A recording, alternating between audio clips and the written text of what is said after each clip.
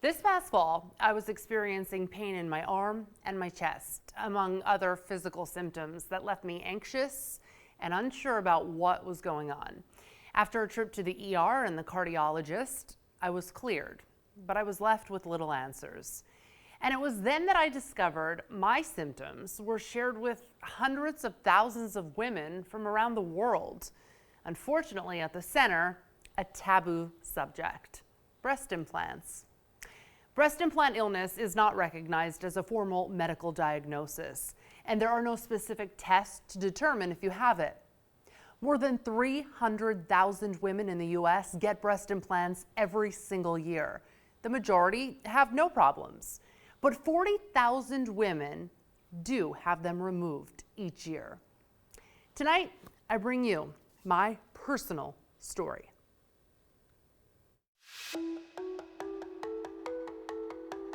The amount of pain and suffering that I've had to go through, and going to clinics and hospitals and doctors and saying to them I'm so ill. I started to get sick immediately. The joint pain was way too much.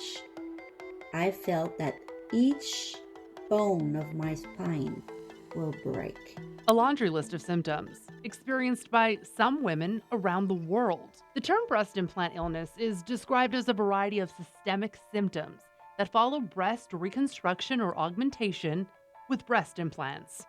Some experts believe BII symptoms may be caused by an autoimmune or inflammatory reaction to the implants. But BII is explained best by the women who say they lived it. Mine started with headaches, migraines, heart palpitations, anxiety. My hair was falling out, my eyelashes fell out, I had rashes all over my body, I had extreme pain, fatigue, insomnia. My health just tanked. Robin Taud is a household name in the explant community. Explant surgery, or the removal of breast implants, has taken the internet by storm. Hundreds of thousands of women exchanging their personal stories of pain, disappointment, and fear.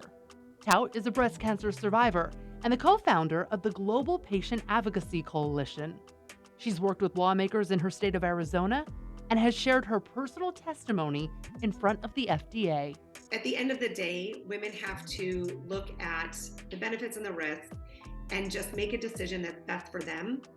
But it needs to be an informed and educated decision. And for the most part, that hasn't been happening for the last 35 years. The FDA does now require breast implant manufacturers provide a patient decision checklist. In this booklet, patients are warned about the risks that could come with implants, including systemic diseases, breast implant illness, and the risk of cancer, specifically breast implant-associated anaplastic large cell lymphoma. Breast implants have been a controversial device ever since they came to the market 60 years ago.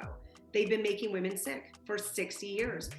Silicone implants were banned from the market for over a decade in the 90s. Today on Jenny Jones, Jenny's own painful story about her breast implants and the medical uncertainty she faces every day. Breast implants have come a long way since the 20th century, when materials like glass balls and sponges were used. But several recalls and warnings have also impacted the industry. As recent as December of 2023, the FDA added new warnings surrounding reports of squamous cell carcinoma, various lymphomas, and more. Okay. Oh. Hi, how are you? I'm here to see Dr. Foley.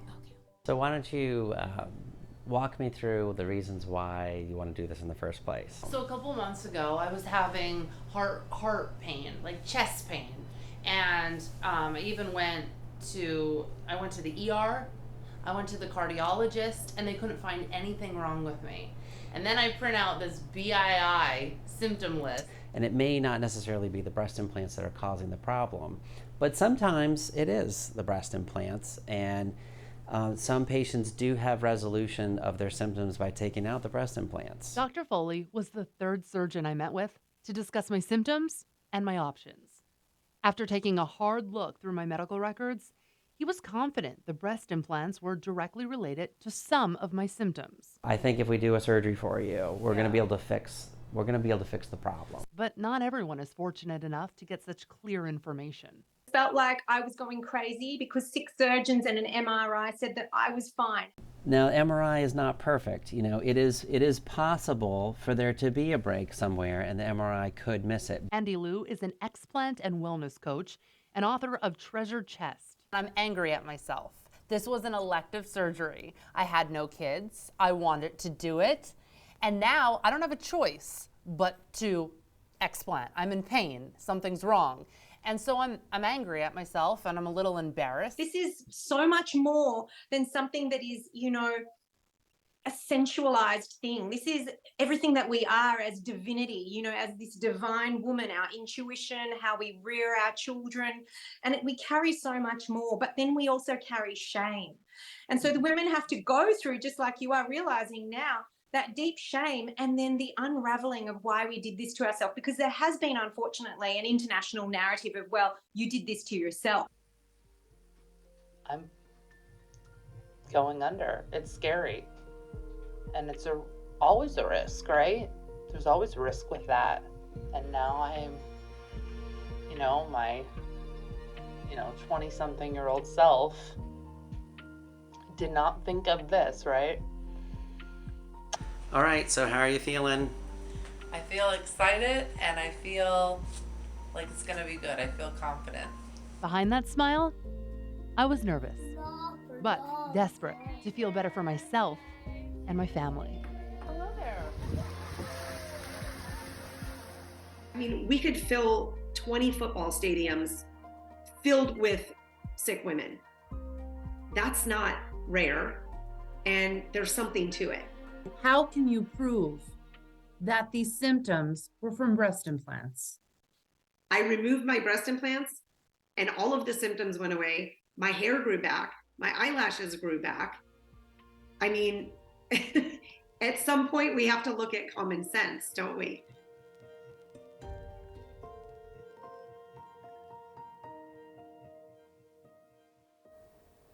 I'm now 5 weeks post-surgery and I'm feeling really good, honestly.